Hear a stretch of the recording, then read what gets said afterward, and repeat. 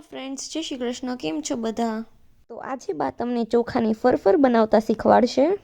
તો આ ફરફર તમે આખું વર્ષ સ્ટોર કરીને ખાઈ શકો છો. અને જો તમારે ચોખાની પાપડી ન બનાવવી હોય અને આ રીતે ફરફર બનાવવી હોય તો જલ્દી બની જાય છે. અને ઘણા લોકો આ ફરફરને ચોખાની વેફર પણ કહેતા હોય છે, પણ અમે અહીંયા ગુજરાતીમાં ફરફર જ બોલીએ છીએ. તો અહીંયા આપણે એક તપેલી ચોખાની પાપડીનો લોટ લીધો છે. તો આ આપણે 1.5 લીટરની તપેલી લીધી છે.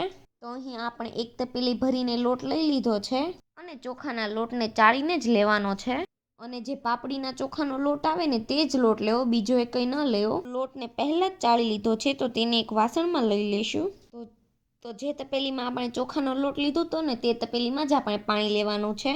અને પાણી આપણે પોણા 2 તપેલી લેવાનું છે. અને આ રીતનું એક મોટું તપેલું લઈને પાણીને તેમાં ઉમેરી દેવાનું છે. તો અહીં આપણે પોણા 2 તપેલી પાણીને ગરમ કરવા મૂકી દેવાનું છે. અને જો તમારે 2 તપેલી પાણી મૂકવું હોય તો પણ મૂકી શકો છો. પાણીને આપણે હાઈ ફ્લેમ પર ગરમ થવા દઈશું.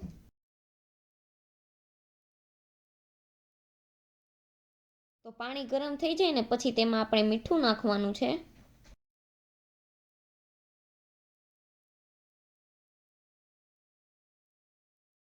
તો અહીંયા બાએ 3.5 ચમચી જેટલું મીઠું ઉમેર્યું છે. તો મીઠાને પાણીમાં મિક્સ કરીને ઢાંકીને ઉકળવા લાગે ને ત્યાં સુધી થવા દેવાનું છે. તો અહીંયા પાણી એકદમ ફૂલ ગરમ થઈ ગયું છે. તો હવે તેમાં આપણે 2 ચમચી પાપડખાર નાખવાનો છે. અને હવે તેને આપણે ઢાંકીને 5 થી 7 મિનિટ જેવું થવા દઈશું. અને બાજુના ગેસ પર એક્સ્ટ્રા પાણી ગરમ કરવા મૂકી દીધું છે. તો ખીચું બનાવીએ ત્યારે પાણીની જરૂર પડશે તો ગરમ પાણી જ ઉમેરવાનું છે. તો 5 થી 7 મિનિટ જેવો સમય થઈ ગયો છે. તો તમે જોઈ શકો છો કે પાણી એકદમ સોળું મારે એવું ગરમ થઈ ગયું છે. તો હવે ગેસની ફ્લેમ બંધ કરીને પાણીને આપણે નીચે ઉતારી લેવાનું છે. અને હવે આપણે ચોખાનો લોટ પાણીમાં નાખતો જવાનો છે અને વેલણથી મિક્સ કરતું જવાનું છે. તો આ રીતે લોટ ઉમેરતો જવાનો અને મિક્સ કરતું જવાનું.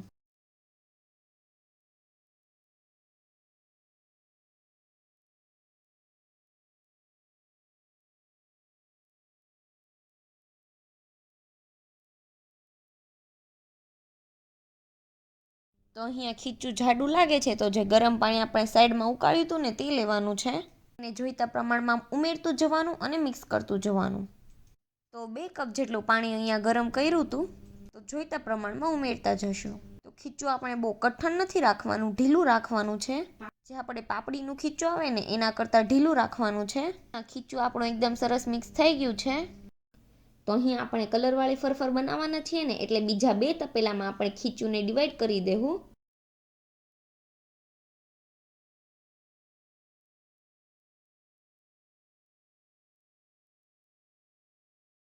તો ધોળી ફરફર આપણે અહીંયા વધારે બનાવવાના છીએ એટલે તે ખીચું થોડું વધારે રાખ્યું છે.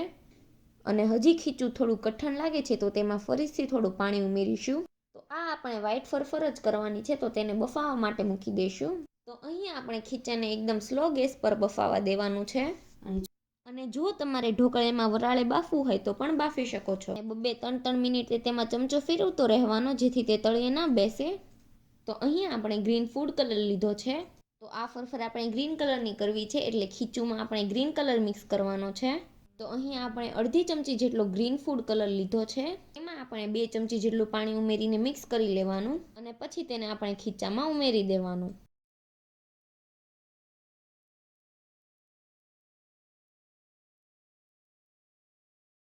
અને આ રીતના વેલણથી મિક્સ કરી લેવાનું. તો તમે જોઈ શકો છો કે આપણા ખીચાનો કલર એકદમ સરસ ગ્રીન આવી ગયો છે. તો આ રીતનું ઢીલું ખીચું રાખવાનું, કડક નહીં રાખવાનું. તો આ ગ્રીન કલરનું ખીચું તૈયાર થઈ ગયું છે. તો હવે આપણે યલો કલરનું ખીચું બનાવી લઈએ. તો અહીંયા આપણે યલો ફૂડ કલર લીધો છે અડધી ચમચી જેટલો અને તેમાં પણ પાણી નાખવાનું છે. અને આ રીતે પાણીને મિક્સ કરીને તેને લોટમાં ઉમેરી દેવાનું. અને જે રીતે ગ્રીન કલરનો લોટ મિક્સ કર્યો ને એ રીતે યલો કલરના લોટને પણ મિક્સ કરી લેવાનો. આ આપણું યલો કલરનું ખીચું પણ તૈયાર થઈ ગયું છે. તમારે ખીચાની કન્સિસ્ટન્સી એકદમ આ રીતની રાખવાની છે, બહુ કઠણ નથી રાખવાનું. અને આ રીતના ઢીલું ખીચું થયું હોય તો ઉપરથી પાણી ન નાખવું. અને જો કડક થઈ જાય ખીચું તો ઉપરથી ઉકાળેલું પાણી જ ઉમેરવું. અને ઠંડુ પાણી બિલકુલ ન ઉમેરવું. તો આપણું ગ્રીન અને યલો ખીચું તૈયાર થઈ ગયું છે. અને અહીંયા આપણું વ્હાઈટ ખીચું પણ બફાઈને તૈયાર થઈ ગયું છે. ખીચાનો કલર પણ પહેલાં કરતાં ચેન્જ થઈ ગયો છે. તો તેને આપણે નીચે ઉતારી લઈએ. તો ગ્રીન અને યલો કલરનું ખીચું આપણે બાફવા મૂકી દઈએ. અને જો આ સમયે પણ તમને ખીચું કઠણ લાગે તો થોડો પાણીનો છટકોરો મારી તેને બફાવા દેવું. તો યલો અને ગ્રીન બંને કલરના ખીચુંને આપણે સેમ રીતે જ બાફી લેવાનું છે. તો આ વ્હાઈટ ખીચું આપણું બફાઈ ગયું છે ને, તો ફરીથી તેને સારી રીતે મિક્સ કરી લેવાનું છે. તો ફરીથી આપણે ખીચાને વેલણથી આ રીતે મિક્સ કરી લેવાનું છે, જેથી આપણું ખીચું એકદમ લીસું થઈ જાય અને અંદર ગાંઠ ન રહે. અને જ્યારે આપણે ફરફર પાડીએ ને ત્યારે તે એકદમ સરસ બને. અને પછી આપણે આ રીતનો ફરફર પાડવાનો સંચો લેવાનો છે અને તેમાં આપણે હાથથી તેલ લગાવી દેવાનું છે. તો અહીંયા આપણે 2 સંચા લીધા છે, જેથી બધું ફટાફટ થઈ જાય.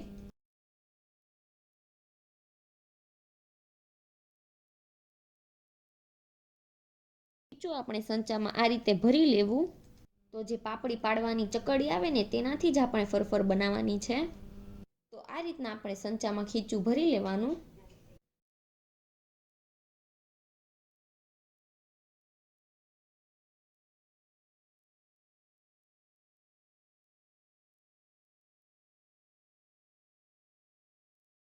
અને હવે તેને આપણે કાગળ ઉપર આ રીતે પાડતું જવાનું છે.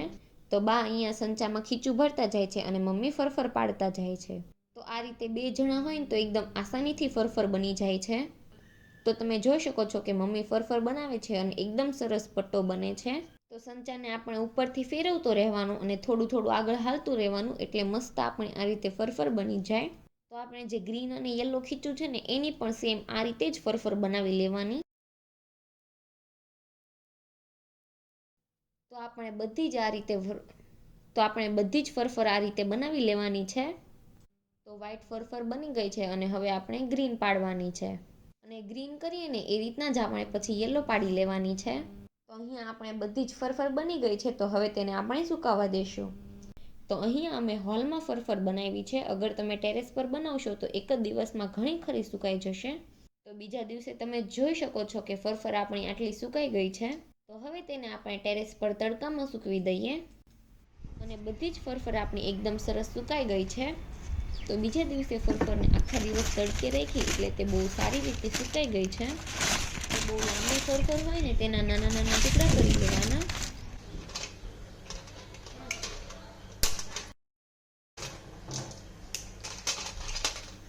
અને અહીંયા તેને આપણે ગરમ તેલમાં તળીશું.